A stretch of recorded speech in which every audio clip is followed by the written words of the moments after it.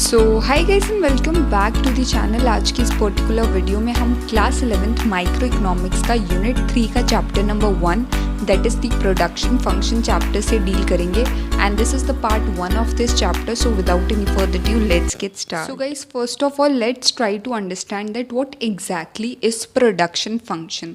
Firstly economy के अंदर अगर कहीं भी शब्द आ जाए फंक्शन राइट तो इसका मतलब क्या होता है? इसका मतलब होता है रिलेशनशिप, रिलेशन।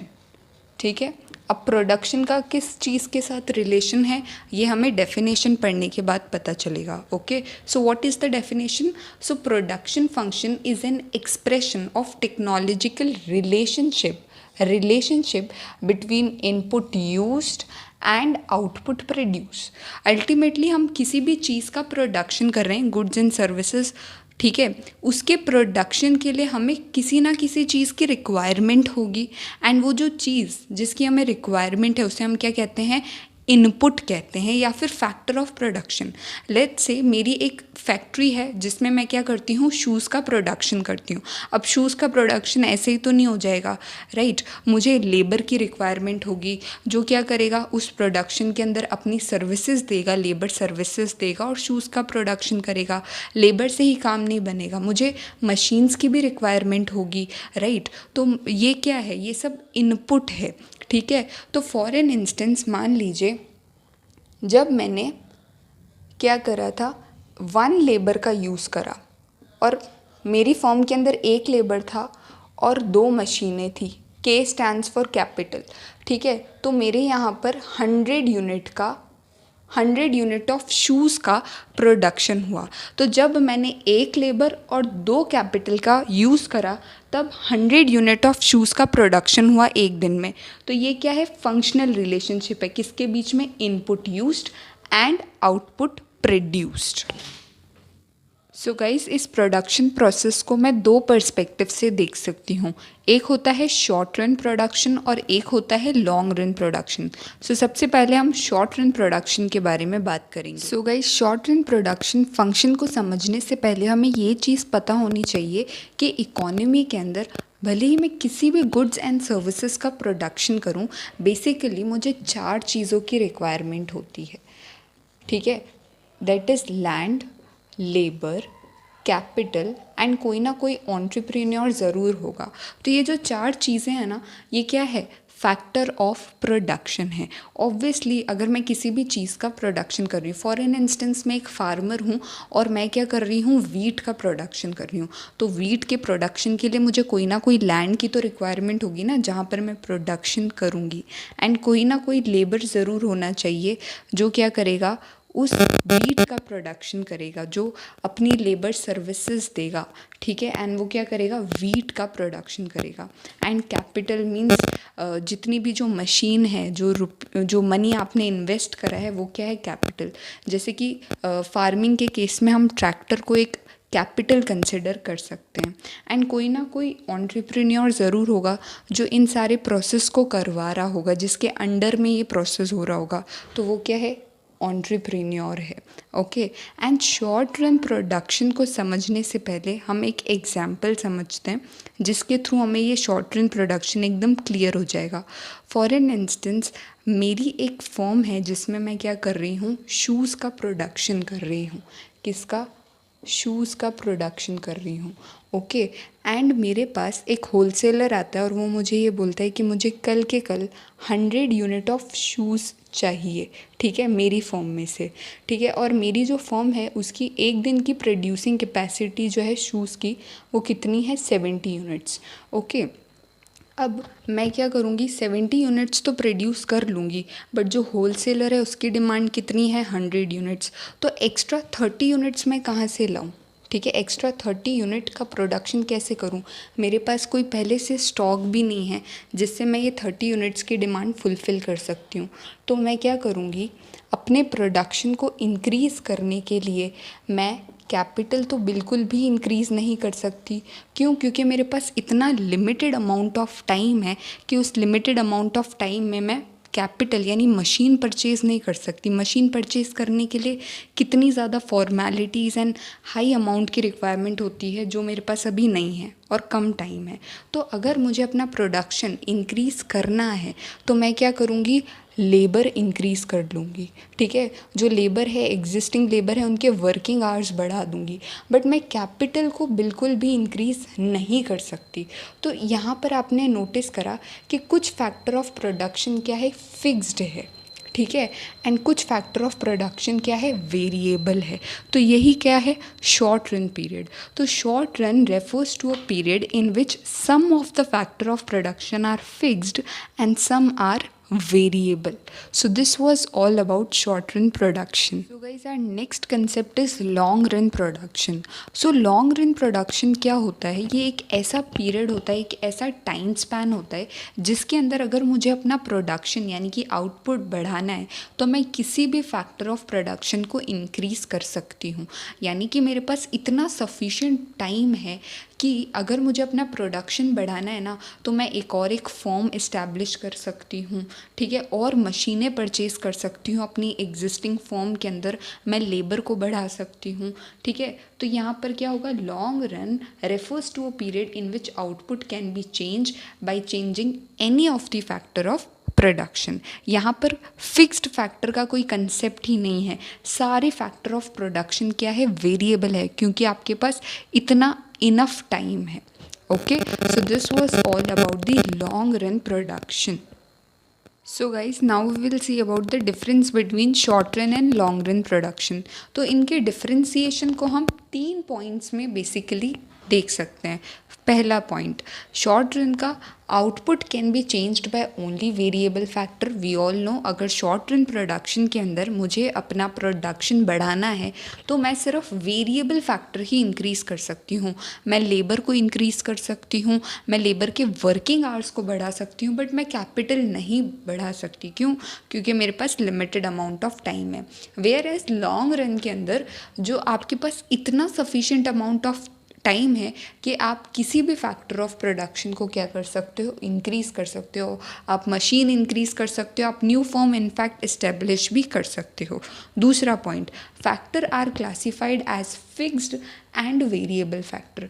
क्योंकि शॉर्ट रन के अंदर आप कुछ फैक्टर ऑफ प्रोडक्शन को इंक्रीज़ नहीं कर सकते, तो कुछ फैक्टर ऑफ प्रोडक्शन क्या है, फिक्स्ड, जैसे कि मशीन, एंड कुछ क्या है, वेरिएबल, जैसे कि लेबर।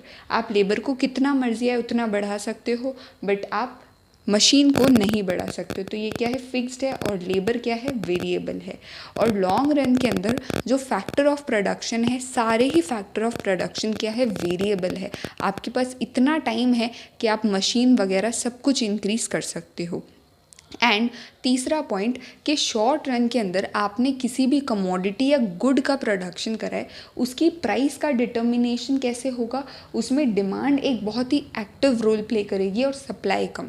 इसका क्या लॉजिक है, सपोज़ क्योंकि आप शॉर्ट रन के अंदर क्या कर रहे हो, कुछ जो फैक्टर ऑफ प्रोडक्शन है आपके वो फिक्स्ड है, तो एक लिमिट के बाद आपका प्रोडक्शन इंक्रीज़ ही नहीं होगा। वी ऑल नो कि एक लेबर की एफिशिएंसी ज़्यादा होगी या मशीन की, राइट? ऑब्वियसली लेबर की एफिशिएंसी ज़्यादा होगी। तो एक लिमिट के बाद ना लेबर आपका प्रोडक्शन इंक्रीज़ ही नहीं कर पाएगा, उसकी जितनी कैपेसिटी है वो उतना करेगा।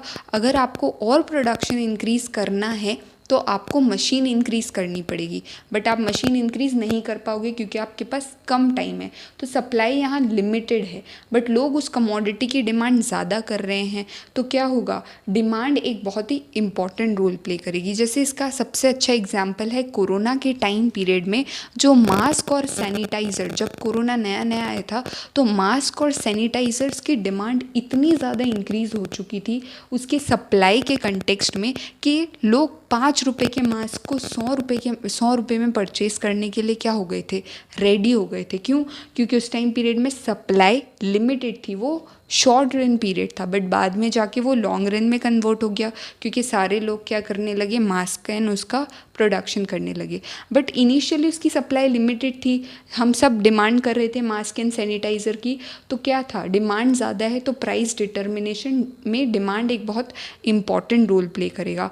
और लॉन्ग रन के अंदर डिमांड और सप्लाई दोनों ही इक्वल रोल प्ले करेंगे एक कमोडिटी को की प्राइस को डिटरमाइन करने में। Our next concept is variable factor and fixed factor. What do you mean by variable factor? It refers to those factor which can be changed in short run. Simple है, variable factor यानी कि वो factor of production जिसको मैं change कर सकती हूँ, increase या डिक्रीज़ कर सकती हूँ शॉर्ट रन पीरियड के अंदर। इसका सबसे अच्छा एग्जांपल है लेबर।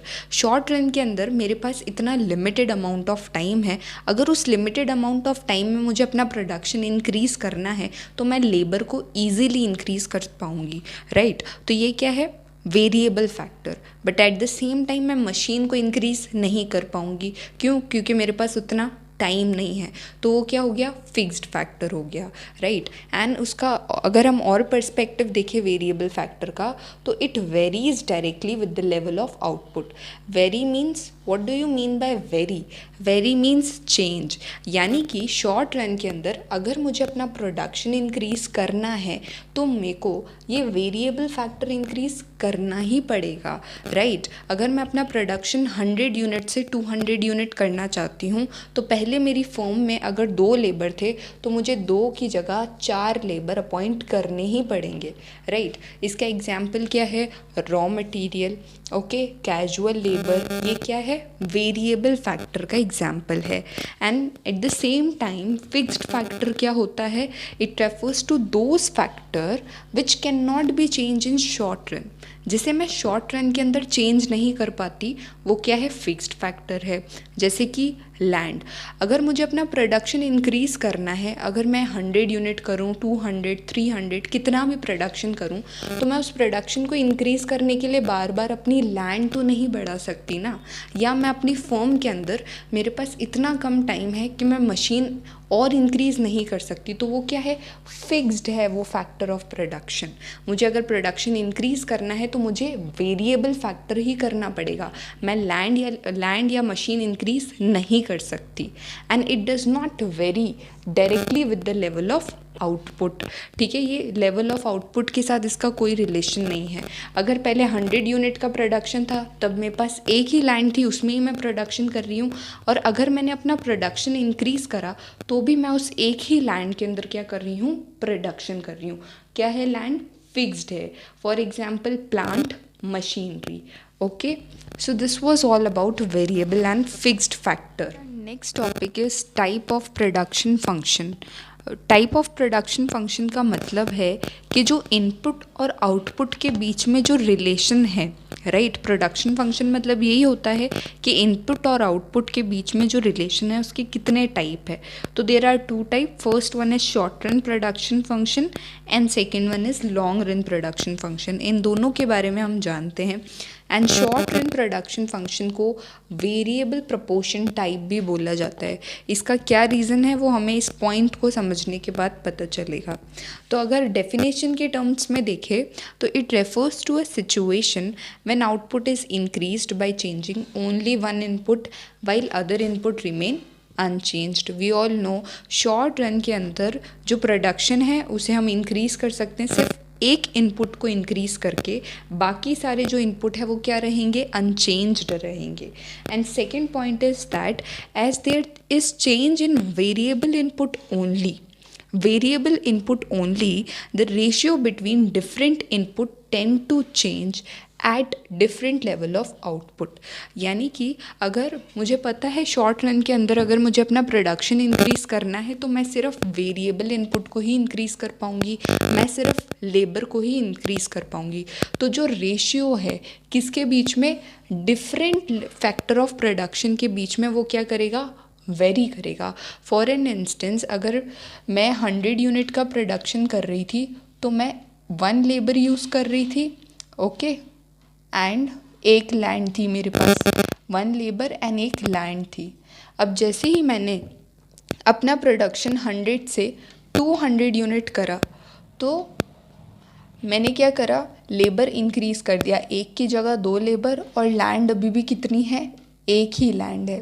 तो इन 2 फैक्टर ऑफ प्रोडक्शन के बीच में जो रेशियो है वो क्या कर रहा है, वेरी कर रहा है। ये दोनों सेम नहीं है। ऐसा नहीं हुआ कि मैंने एक लेबर इंक्रीज़ करा तो एक लैंड इंक्रीज़, एक लैंड मैंने बढ़ा दी, राइट। इनके बीच का जो रेशियो है वो क्या है, वेरी कर रहा है लैंड और लेबर का, तो इसी वजह से इसे वेरिएबल प्रपोर्शन टाइप बोला जाता है। Second one is long run production function, जिसे कांस्टेंट प्रपोर्शन टाइप भी बोला जाता है, and it refers to a period when output is increased by changing all input in same proportion। यानी कि अगर मुझे अपना प्रोडक्शन इंक्रीज़ करना है तो मैं सारे फैक्टर ऑफ प्रोडक्शन को क्या कर सकती हूँ, इंक्रीज़ कर सकती हूँ। तो इसकी वजह से जो रेशियो है अलग अलग फैक्टर ऑफ प्रोडक्शन के बीच में वो क्या है, सेम। यानी कि अगर मुझे अपना प्रोडक्शन इंक्रीज़ करना है तो मैं लैंड, लेबर, कैपिटल सब कुछ क्या कर सकती हूँ, इंक्रीज़ कर सकती हूँ। 100 यूनिट के प्रोडक्शन में मेरे पास एक लैंड थी, एक लेबर और एक लैंड थी, ओके, एक मशीन थी, सॉरी।